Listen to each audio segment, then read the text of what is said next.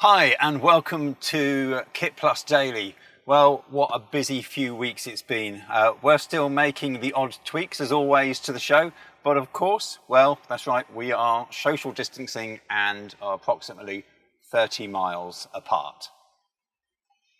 A busy couple of weeks indeed, and I was scrolling through Facebook, as you do over your cornflakes, and looking at your pictures, John. I see loads of cool pictures of streaming and all sorts of stuff, and in amongst them was this little picture sprung up. What was going on yesterday?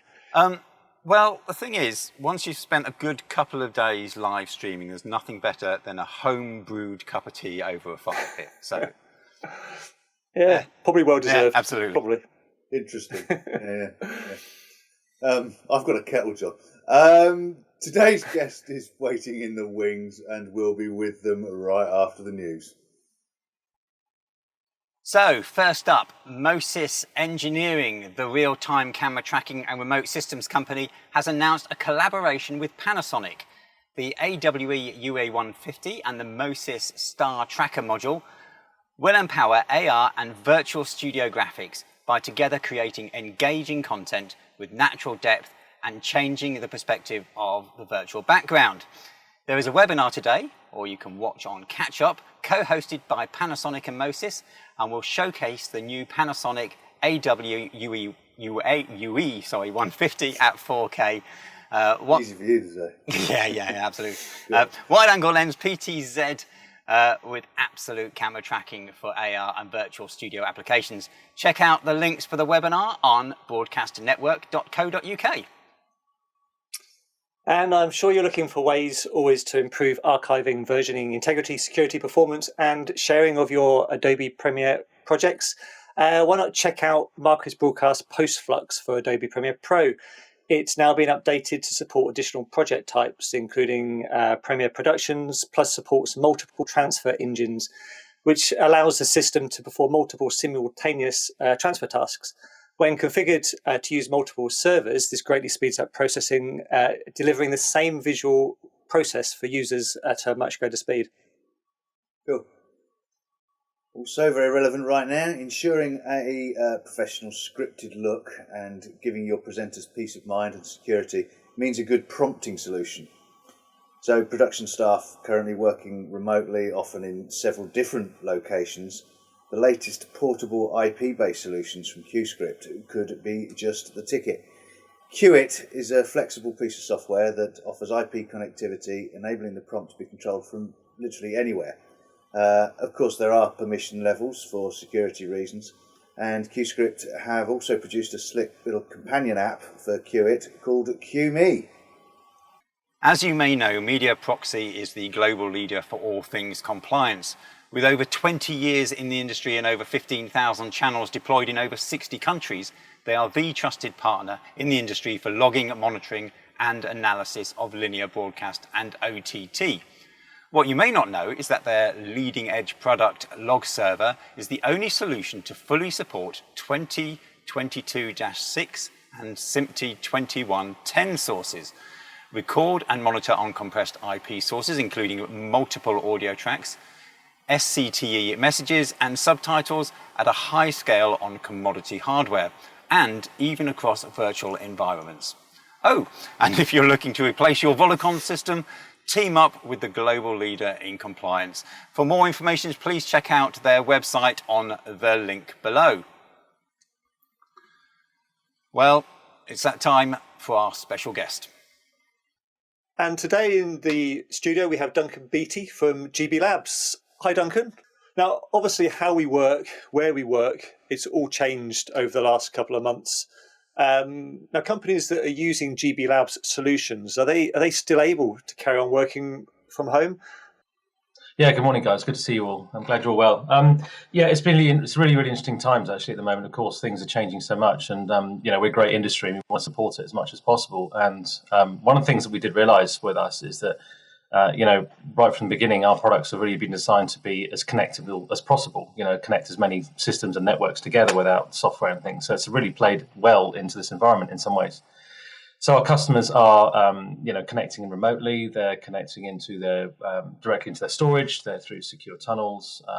we're able to interact with different clouds and stuff like that. And one of the things that we have realised is that there's no cloud. There's lots of clouds, and some of them don't interact very well. And actually, what we found is that we can talk to those and be a central point of contact for those too. So on our website, in fact, we just released some videos which are talking about giving people hints and tips on how to connect and things they can do.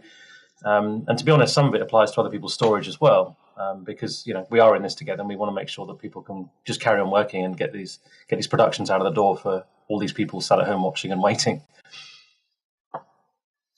That's great. And obviously, people working from home, they could have concerns about security. So how can they ensure that their files are secure on your system? Well, really, the files are secure on the system when they're on premise, of course, because they're there and there is dedicated security surrounding those. But when you're coming in remotely, there's various ways you can make sure you achieve that. The first of which is a VPN, which we've been using for a long time as well. So our offices interconnect with VPN.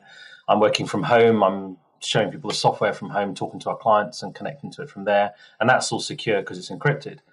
And then you have encrypted connections to remote desktops and things like either remote desktop or Windows remote desktop, or even back to my Mac is a good one for the Mac users. So that connection to the machines in the office is also secure as well, because that's tunneled and encrypted. And that's key. If you open up your machine onto the internet, then yes, of course, you can access it, but there's a lot of people accessing it that perhaps you wouldn't want to. So, yeah. And then there's all the security on the box itself as well. So, and we can lock that down to individual IP addresses, which is quite cool. So even if you have usernames and passwords, our software allows you to lock access to our shares to individual systems, even remote offices and that kind of thing. Great. I'm interested to know as well, Duncan, this intelligent storage system, we work in our industry. Is this system deployable in any other industry other than the media and broadcast world? Yeah, that's quite an interesting question, actually, because we've been doing this since 2009, so we've been producing high-performance media storage since then. And right from when we started, our storage was really designed to replace SAN or give people another option instead of SAN to have shared storage for media.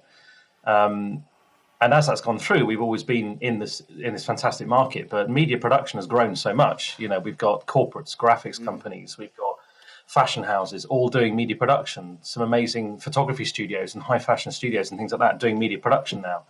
And because they always have traditional IT looking after them, they always reach out to IT. And IT storage, we feel, doesn't really get what we do in this industry. When they're doing media production, it doesn't understand that we open bits of files rather than the whole file. It doesn't understand the chaos of video production, that media and data can sit on storage for months and not be used and suddenly be the most important thing on the planet.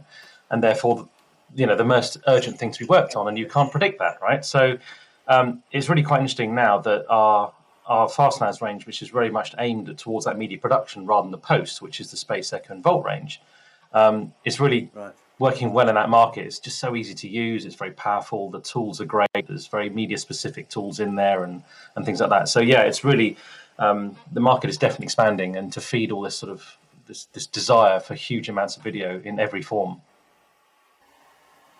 Yeah, it's interesting to see how those skills are going to spread across. Yeah, absolutely. Yeah, other areas. Fantastic. Thank you very much. Thanks for coming in, Duncan, and hopefully see you at a show soon. Yeah, great. Thank you guys for doing this. It's a great format that you guys have done. That's really good. It's nice to catch up with lots of different people and make sure everyone's good, everyone's happy and still working and still healthy. So yeah, great. Thank you. Thank you for your time. Very appreciated. No, thanks for coming in. Yeah. Thank you, Duncan. That's great. And do you have any storage stories or challenges? If you do, get in touch and we would love to hear from you. And as we said earlier on, watch out for the MoSys and Panasonic webinar that's on later today. And you can find more about this and the links for how to join in on broadcastnetwork.co.uk. The link's on the screen now.